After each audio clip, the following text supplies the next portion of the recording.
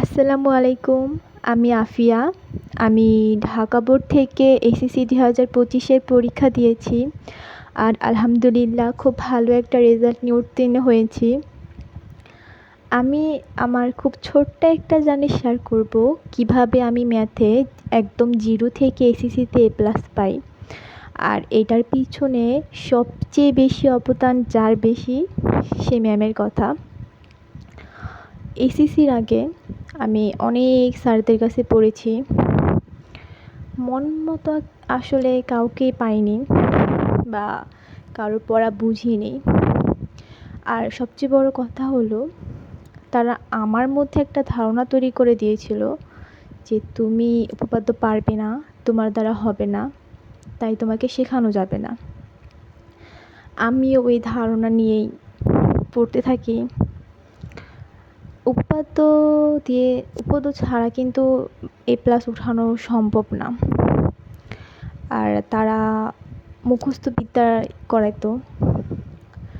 শীত দিত এক গাদা, সেগুলো মুখস্থ করা লাগতো। মুখস্থ দিয়ে আসলে পরীক্ষায় ভালো রেজাল্ট করা একদমই সম্ভব না। তাও চেষ্টা করতাম, শিখতাম, কিন্তু পরীক্ষার হলে গিয়ে কিচ্ছু লিখতে পারতাম না। পারা জিনিসও আমি লিখতে পারতাম না। আমার মনে হতো আমি এগুলো কখনো দেখিই নাই, আমি কখনো শিখি নাই।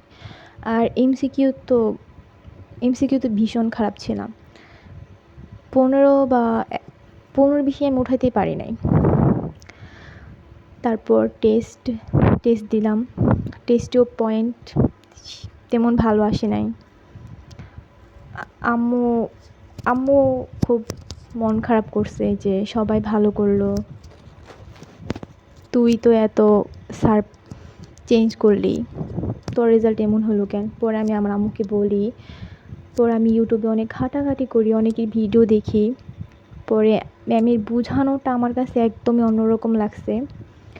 মানে উপপাদ্যর একটা ভিডিও আমার সামনে আসছে, মানে যে আমি জানতাম না উপপাদ্য কীভাবে দিতে হয়, আমার কোনো আইডিয়া ছিল না। আমি একটা ভিডিও দেখে আমার মনে হলো না, আমি তো পারবো, খুব ইজি। পরে আমার আম্মুকে বলি, আমার আম্মু ভীষণ সাপোর্টিভ। আমার আম্মুকে একবার বলার পরে আম্মু রাজি হয়। পরে আমি ম্যামের কোর্সে এনরোল করি, রেগুলার ক্লাস করি, একটা ক্লাসও মিস করি না, খুব পরিশ্রম করি। আর ম্যাম মাশাআল্লাহ, ম্যাম এত আন্তরিক, এত পরিশ্রমী। একমাত্র যারা ম্যামের কোর্সে আছে তারাই বলতে পারবে, ম্যাম খুব পরিশ্রমী। আর ম্যামের বাচ্চারাও খুব পরিশ্রমী। ম্যামের পরিশ্রম দেখে আসলে না নিজেদেরও মনে হইতো না আমাদেরও করা লাগবে। আমরা করতাম, আমরা করেছি। এবং আলহামদুলিল্লাহ আমি ম্যাথ পরীক্ষায় আমার এমসিকিউ 27টা হয়েছে। আর আমি আমার জীবনের প্রথমবার উপপাদ্য দিয়েছি, তাও এসএসসিতে। আমার মনে হয় না আমি যে হলে ছিলাম সেখানে 27টার উপরে কি এমসিকিউ হয়েছে আর কি উপপাদ্য দিতে পারছে। সবার মন খারাপ, কান্নাকাটি করে সবাই বের হচ্ছে কেন্দ্র থেকে। আমি মনে হয় একমাত্র যে কিনা হাসি মুখে কেন্দ্র থেকে বের হয়েছে। আর আমার আম্মু ম্যামকে খুব পছন্দ করে।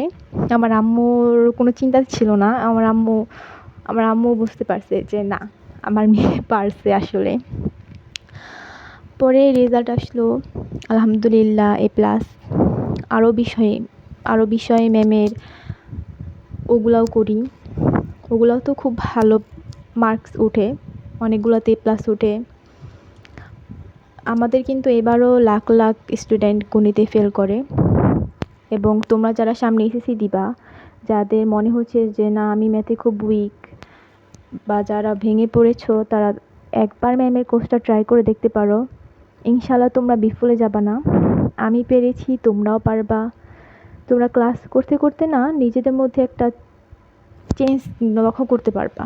আসলে এটা ক্লাস না করলে বোঝানোর মতো না। আসলে ম্যামের কোর্সটা আমার লাইফে একটা টার্নিং পয়েন্ট ছিল।